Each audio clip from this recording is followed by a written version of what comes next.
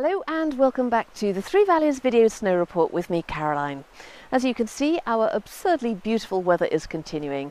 It's been sunny for days and days now, and the temperature is really quite high for March. It was 18 degrees in the resort today. Now, there are two exciting things going on in Maribel at the moment. The first is the British Skiing Championships, which are being held down at La Chaudan. You can watch top-class racing each morning as you head to the lifts. And the second is we have some royal visitors here in Maribel. Prince Edward is here as patron of Snowsport GB to support the British Skiing Championships, and also Kate and Wills, the Duke and Duchess of Cambridge, are on holiday in Maribel at the moment. I've kept my eyes peeled all week, but so far I've failed to spot a single royal on the pistes. Now, since the last report, there's been no real change in skiing conditions. The snow that we were forecast last weekend never materialised. We still have lots of snow here in the Three Valleys, and virtually all of the runs are open, but skiing conditions are a little bit mixed. Basically, we have spring snow almost everywhere now, and timing is all important.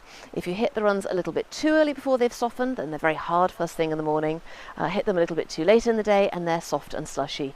If you get it just right, however, there is lovely skiing to be done on softened spring snow. My favourite route this late in the season, when the snow is getting a bit slushy, is to start over on the Tuniet side of the valley. These are the slopes that get the early morning sun and therefore soften earliest.